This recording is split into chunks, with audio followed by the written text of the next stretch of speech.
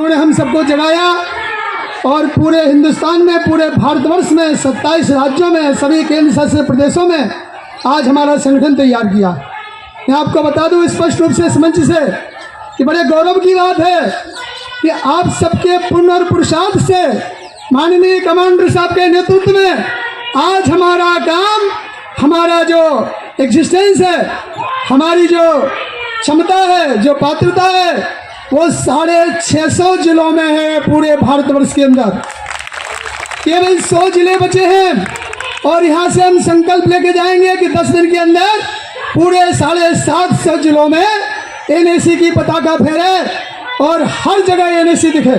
ये संकल्प जो है हम यहाँ से लेके जाएंगे। ज़्यादा लंबी चौड़ी बातें आपसे नहीं करेंगे। माननीय कमांडर साहब ने जिन आंदोलन के बारे में बताया है, उनको कैसे क्रियान्वयन किया जाए, उसके चिंतन के लिए आज की ये सभा है। आपको ये जो ध्यानाकर्षण कार्यक्रम बने उसको नाम दे दें, लेकिन हमारा ये पेंशनर्स का सम्मेलन भी है। इसमें हमको निर्णय लेना है। हमने क्या किया वो सबको पता है। हमने कहाँ तक पहुँचे ये भी पता है।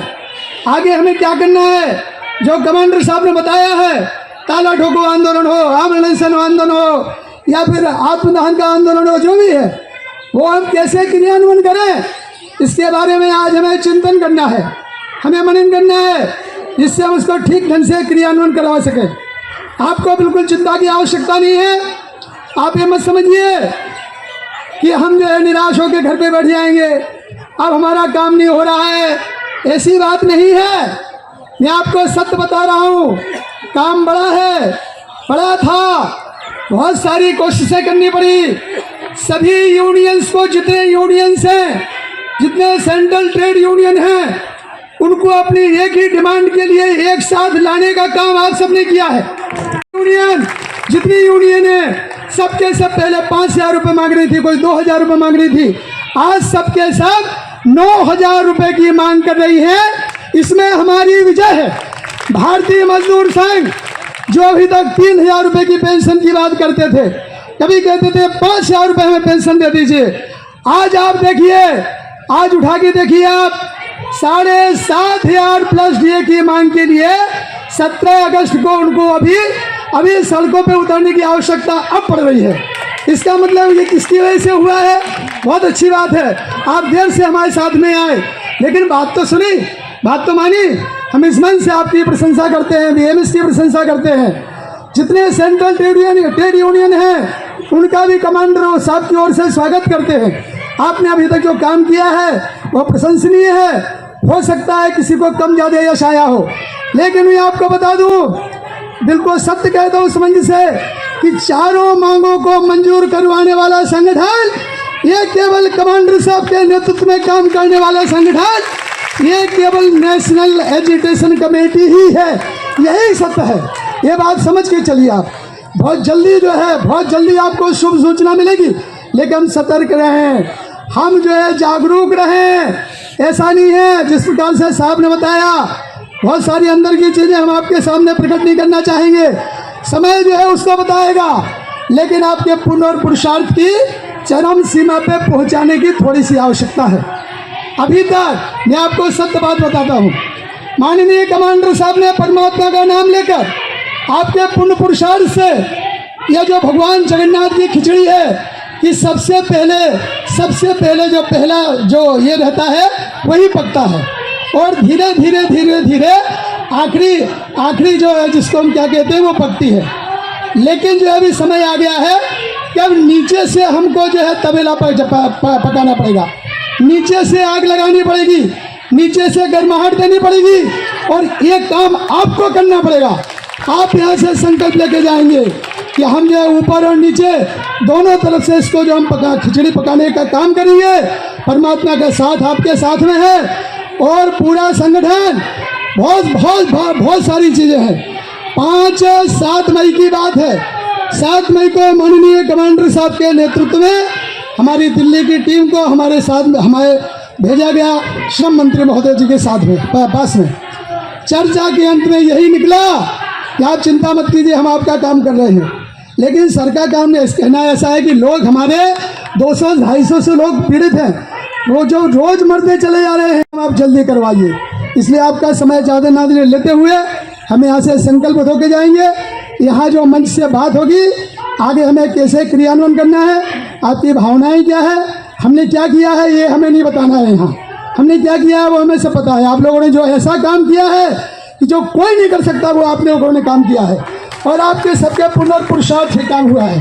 लेकिन जो है आपकी भावनाएं यहाँ व्यक्त करने का आपको अवसर है।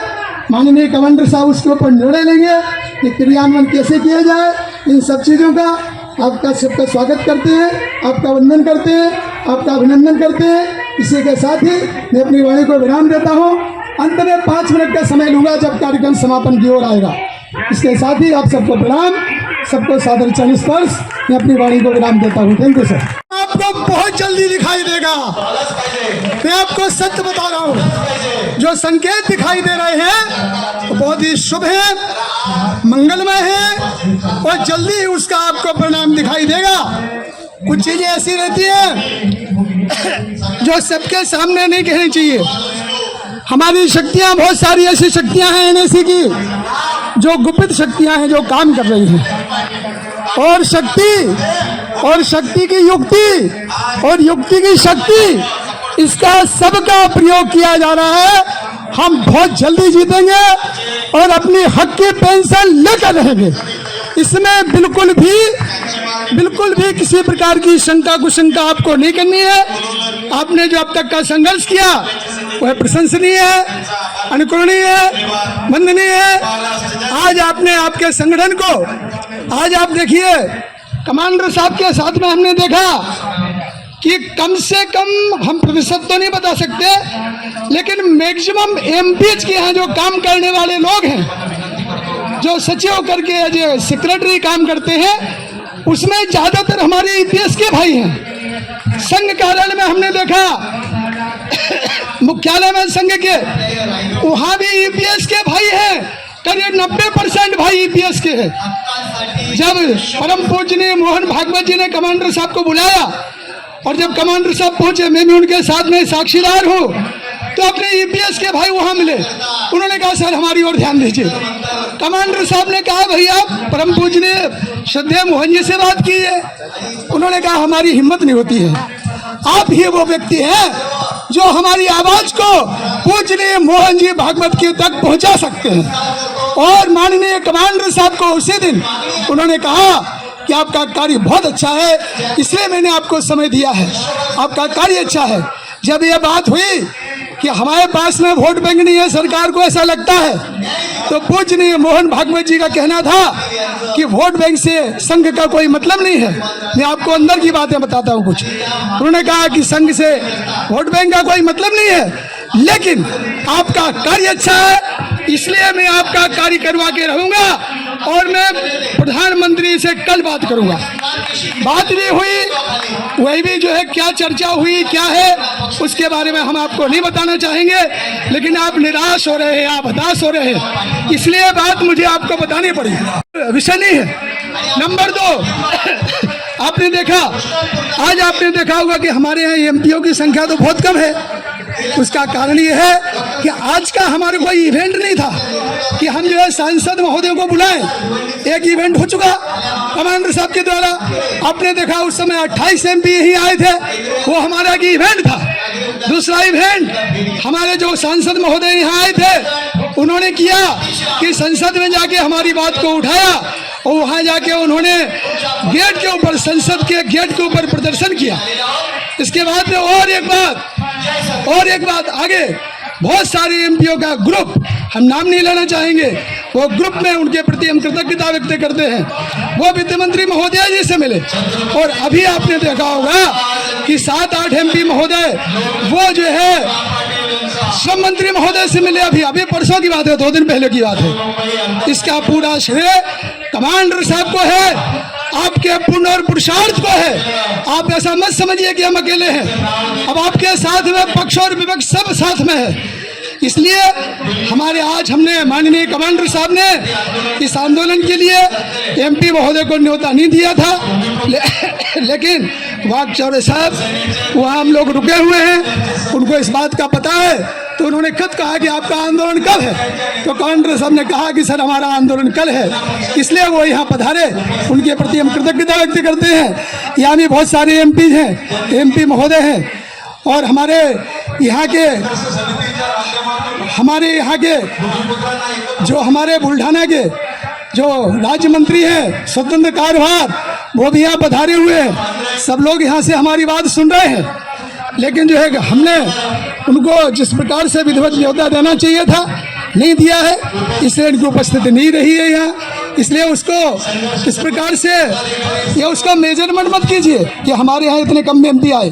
सभी एमपी महोदयों का सबका साथ आपके साथ में है, क्योंकि आपका जो कार्य है वो शुद्ध कार्य है, धर्म का कार्य है, सब लोग आपके साथ हैं। इसलिए आप बिल्कुल चिंता न करें। कुछ जो बहुत जरूरी है, आप कहेंगे कि यहाँ क्या हुआ आने से। आज इसी मंच के द्वारा माननीय कमांडर साहब के द्वारा संघर्षात्मक आंदोलन की घोषणा कर दी गई है। अभी तक जो हम आंदोलन करते थे वो हमारे आंदोलन विचारात्मक थे, वो आंदोलन हमारे सभी रचनात्मक आंदोलन थे। लेकिन अब आज से जो हमारे आंदोलन होंगे वो सबके सब संघर्षात्मक आंदोलन है। और ये जो संघर्षात्मक आंदोलन है ये EPFO हमको बाध्य कर रहा है, कमांडर साहब को बाध्य कर रहा है, हम सबको जीने नहीं दे रहा है। EPFO जीने नहीं दे रहा है, और सरकार की ओर से जो आश्वासन दिए जाते हैं वो हमको मरने नहीं दे रहे हैं। ऐसी हमारी अवस्था है। लेकिन इस अवस्था से हम बिल्कुल निश्चित रूप से निकलेंगे, और आज जिस प्रकार से माननीय कमांडर साहब ने आपको बताया उसी प्रकार से उसी हम ट्रैक पे चलेंगे, उसी पथ पे चलेंगे। जीत हमारी सुनिश्चित है। यहाँ से हम 3 नारे लगाएंगे, कुछ बातें आपसे और कहने की कोशिश करेंगे। सबसे पहले नारा लगाएंगे, हम कहेंगे यहाँ से नाच जीतेंगे। सबको कहना, दोनों हाथ उठा के लड़ेंगे, जीतेंगे, लड़ेंगे, जीतेंगे, लड़ेंगे, जीतेंगे। मैं कहूँगा हक की पेंशन, आपको कहना है लेके रहेंगे। हक की पेंशन लेके रहेंगे, हक की पेंशन लेके रहेंगे, हक की पेंशन लेके रहेंगे। कुछ बातें और आपको अपडेट कर दूं बहुत ही कम शब्दों में। जो कमांडर साहब आपको बार बार बुलाते हैं उसका बहुत सारा अच्छा परिणाम होता है। अच्छा परिणाम हुआ, कई हमारे पावर पॉइंट प्रेजेंटेशन हुए, और सरकार ने सभी स्तर पे माना, राइटिंग में दिया हुआ है कि आपके मांगों के ऊपर गंभीरता से विचार किया जा रहा है। ये सब हमारी सफलता है। ऐसा कोई संगठन नहीं है जिसको माननीय प्रधानमंत्री ने बुलाया है। बहुत सारी चीजें हैं, चूंकि अब जो है संघर्षात्मक आंदोलन की हमारी घोषणा हो चुकी है, इसलिए हम सरकार क्या कर रही है, सरकार क्या करेगी और कहाँ तक हमारा सकारात्मक है, ये सब चीज़ों की हम यहाँ चर्चा नहीं करेंगे। अब तो हम जो है जिसको हम कहते हैं कि मिटा अगर कुछ मर्द बात है मिटाना खाक में मिलकर खुले गुलजार होता है। हमको अभी सिर्फ पद के ऊपर चलना है, और आपको विश्वास दिलाते हैं, सकेचे बताते हैं कि प्रभु की प्रेम दृष्टि से बदल जाती है तकदीरें। अगर विश्वास सच्चा हो तो कट जाती है जंजीरें। हमारी भी जंजीरें कटेगी, हम बहुत जल्दी जीतेंगे।